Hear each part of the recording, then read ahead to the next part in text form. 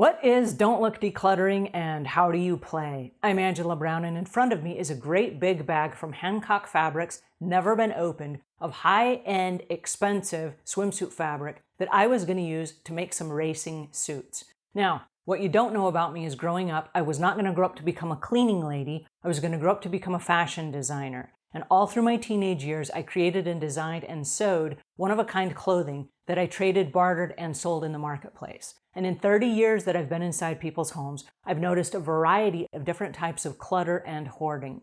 All right, one of the things that I want to bring to your attention is that in 30 years, I have never met a stupid hoarderer or a stupid clutterer, okay? These are people that are at the top of their game. They're doctors, they're dentists, they're attorneys, they're judges, they're teachers, they're computer programmers. These are people that are out in the marketplace and they are super at what they do. And then they come home and they got a bunch of weird stuff that they inherited from mom or grandma, or they have a storage unit, or they inherited a house when their parents passed away or something. They now have stuff and they have no idea how to get rid of it. In their regular lives, there are rules and parameters and boundaries. And then they come home and there are no rules and no parameters and no boundaries with the stuff. So what we're going to do is we're going to play a game. It's called Don't Look Decluttering, and there are 4 rules to play. And if you'll follow these 4 rules, it will make getting rid of stuff really easy. So the first rule is you have to know what's inside. I know that inside here, there's a bunch of swimsuit fabric. Okay, I didn't open it up. And if I do open it up and I start to unravel it,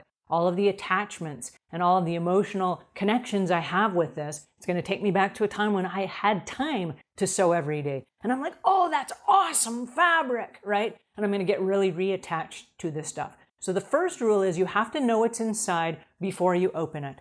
The second rule is it has to belong to you. This belongs to me, and so no one else is going to have their feelings hurt if I get rid of it, okay?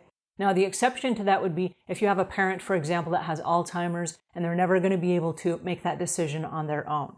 So if it belongs to you or someone in your care to whom you are the decision maker. So those are the first 2 rules. The third rule is, have we used this item in the last 2 years or longer? And I say 2 years or longer because at the back of your closet, there's probably a box where you boxed up your winter clothes that you were going to wear or not wear again until winter. You put it at the back of the closet, never to be seen again, and it's been 5 years. Okay, you're not going to wear them. You have not worn them in 5 years. You're not going to miss them. And so logically, we know that you can get rid of them, right? It goes back to having the rules and being super smart as a person.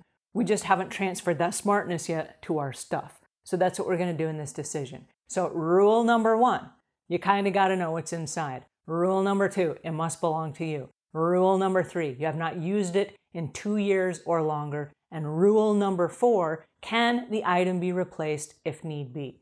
So for example, if I need a new racing suit, can I get one somewhere else? The answer is yes. There are lots of sports stores around. I can go buy one for $30 or $40. Probably would take me longer than $30 or $40 worth of my time to sit down and create one from scratch. Cutting out the pattern, sewing it together, making sure it fit, all that stuff, right?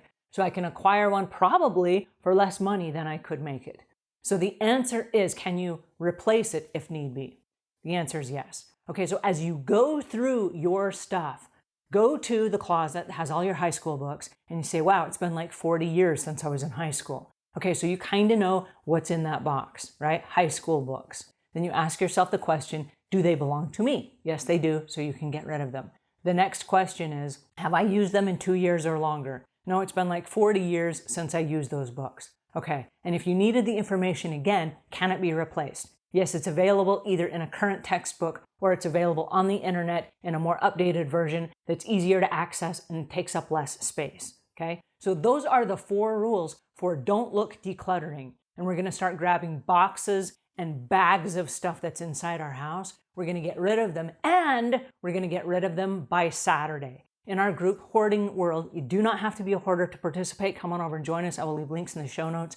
We get rid of all of our stuff every single week that we're working on by Saturday. And we take pictures of it and we post it in our Facebook group. And then all of our friends clap and cheer. And we hashtag it, I was here. And we are getting rid of stuff. And it's with the dopamine high, not of shopping and saving and hanging on to stuff for dear life, but in getting rid of stuff and clearing the space. And then all of our friends are like, whoa, check it out. Look at all the stuff you got rid of, right? So it's a flip of the script of dopamine, because instead of having all these attachments to stuff, the attachments now are in letting go. We are letting go, and that's the attachment we have, is the attachment to the freedom and the extra space in our homes. All right, I hope that helps. If it does, give us a thumbs up. I hope you play the Don't Look Decluttering game with me. It's super fun, and it's going to clear up a lot of space in your home. Until we meet again, leave the world a cleaner place than when you found it.